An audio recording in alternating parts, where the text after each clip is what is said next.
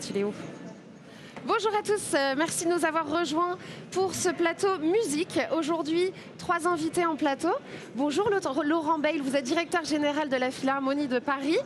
Et vous n'êtes pas venu seul aujourd'hui. Est-ce que vous voulez nous présenter les invités qui sont là aujourd'hui? Alors, on a avec nous Iman Ngombo, bonjour, et Matteo Conte Dovlo, si je ne me trompe pas. Merci. Et donc, alors, quel est le lien, le point commun entre vous?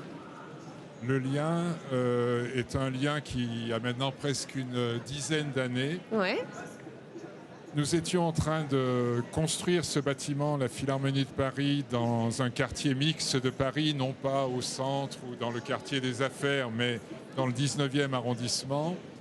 Et nous étions critiqués de toutes parts pour le fait que c'était une stupidité de faire cela, puisque le public traditionnel de la musique classique devait se trouver à l'ouest de Paris. Pourquoi les embêter à devoir prendre le périphérique pour aller dans des concerts dans un lieu qui pour eux devait être un coupe-gorge le bout du monde. Donc la réponse a été de dire: vous avez des représentations, vous adultes, mais vous n'êtes pas l'avenir de la société. L'avenir de la société, c'est les enfants, les jeunes, c'est eux qui vont construire le monde de demain, et eux, ils n'ont pas encore de représentation. Ouais. Et ils peuvent tout aussi bien aimer des expressions populaires, n'importe quel style de musique, ou une musique classique sans les hiérarchiser. Ouais. Et pour le prouver, nous allons faire des orchestres d'enfants. Alors ça, c'est un modèle qui existait déjà en Amérique du Sud. Ouais. Pas de solfège au début. Ouais. Apprentissage direct de l'instrument, tout est en collectif. Et ces orchestres, nous les avons créés au départ avec des enfants de 8 à 12 ans, dans des quartiers politiques de la ville, en Seine-Saint-Denis, dans les Hauts-de-Seine. Et c'est comme ça que nous avons rencontré Iman et Matteo, qui ont participé à cette aventure d'orchestre d'enfants qui s'appelle Demos, dispositif d'éducation musicale à vocation sociale. Et aujourd'hui, ce qui importe, c'est pas de savoir si Iman ou Matteo seront des grands musiciens professionnels. Ce qui importe, c'est de savoir, et ça, c'est eux qui peuvent répondre, s'il y a eu, à travers Demos, quelque chose qui les a aidés dans leur construction de futurs citoyens et de citoyens qui sont aujourd'hui. Iman, comment vous êtes venu au programme Demos et où est-ce que vous en êtes aujourd'hui? J'ai découvert Demos quand j'étais à la fin de l'école primaire et c'était ma mère qui était très intéressée par les activités que proposait le centre social près de chez nous.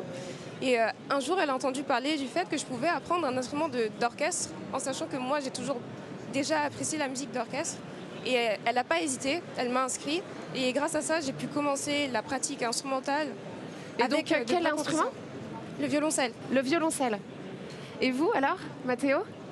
Eh bien moi, j'avais envie de faire de la musique et mon prof de musique m'avait proposé un atelier qui existait à Bonneuil-sur-Marne et donc j'ai commencé à jouer du violon avec un ensemble à cordes et finalement ce projet m'a permis de franchir un plafond de verre et de m'émanciper d'une certaine façon. Par exemple, après mes premiers ateliers à Demos, j'étais en fin de troisième, j'ai pu aller dans des musées. Je me suis intéressé aux institutions culturelles qu'il y avait à Paris. C'était aussi mes premiers d'indépendance parce que c'était la première fois que j'allais en dehors de ma ville ou de mon département pour accéder à cette ville qui est riche en culture, etc. Parce que donc, vous étiez dans quel coin? 94, vers Créteil. Et finalement, oui, ça m'a permis d'avoir accès, une ouverture, exactement, et à affirmer aussi un goût que j'avais, c'est-à-dire que la musique classique, je m'y étais jamais vraiment intéressé, mais dès que j'ai découvert le violon, je me suis mis à pratiquer, à essayer de rattraper un certain retard, parce que c'est généralement un instrument qu'on commence très tôt, et j'ai voulu pratiquer, découvrir, rencontrer de nouveaux musiciens, et voilà, et c'est tellement poétique le piano. Le violon. En 2020, la Philharmonie de Paris visait 100 orchestres d'enfants. Qu'en est-il en 2021 nous en sommes maintenant? à 50 orchestres d'enfants. On en a une quinzaine dans la région Île-de-France et les autres sont installés dans toutes les autres régions, y compris la Réunion et la Guadeloupe. Okay. Mais ce qu'il faut comprendre, c'est que quand on n'est pas en Île-de-France, on s'associe avec d'autres institutions. Ça peut être l'orchestre de Lyon, l'orchestre de Toulouse, ou un opéra, ou un conservatoire.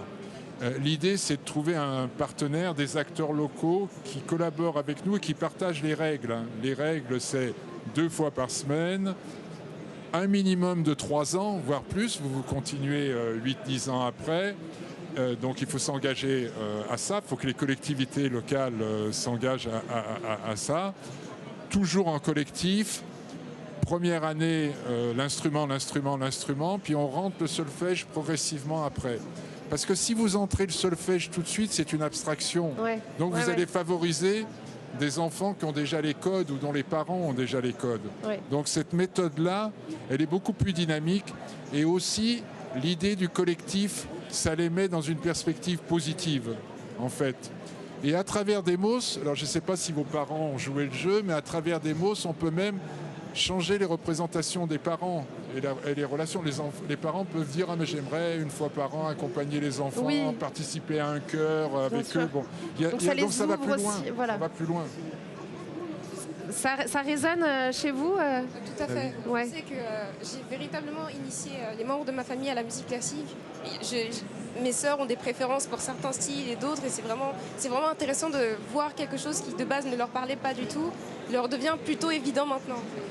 Ils sont très fiers, je pense, quand nos parents viennent nous voir en fin d'année, parce que c'est aussi ça qui est important avec Demos, c'est qu'en fin d'année, on se représente, on joue sur scène, et nos parents sont invités, on peut inviter nos proches, et ils sont extrêmement fiers de nous voir, de voir qu'un projet, c'est au bout d'une année abouti, et que du bonheur. C'est quoi la suite pour Demos en 1 minute? Alors la suite pour Demos, pour moi, je ne la situe pas dans la généralisation au niveau d'un pays, parce que ça nécessiterait des moyens qui relèvent plus de la reconfiguration du monde de l'éducation nationale, si on voulait aller jusque-là. Non, c'est garder un caractère expérimental, de pédagogie innovante, et travailler pour assurer le suivi, le dialogue avec ces jeunes sur toute la durée. Si on veut vraiment favoriser une forte intégration et avoir un taux de réussite important, parce qu'il faut savoir que la moitié des enfants qui démarrent dans Demos, après poursuivent dans les conservatoires, il faut travailler dans la durée et il faut y compris les accompagner dans les conservatoires, donc créer des orchestres plus avancés, etc. Donc moi, c'est vraiment ce qui m'intéresse, l'approfondissement du modèle. Ça, c'est la musique dans un chemin de vie, en fait. Et c'est aussi que, comme l'a dit Mathéo, il va jouer en fin d'année sur la même scène avec 2400 personnes où jouent les plus grands artistes du monde entier et les plus grands orchestres. C'est la rencontre de ces deux mondes. Voilà. Or, nous, dans nos têtes, on les divise. Exactement. Là, on tente de les réunir. Félicitations. Merci à vous trois de nous avoir d'être venus avec nous aujourd'hui nous parler musique. Et tout de suite, la recette doit être terminée. Alors, on file en cuisine.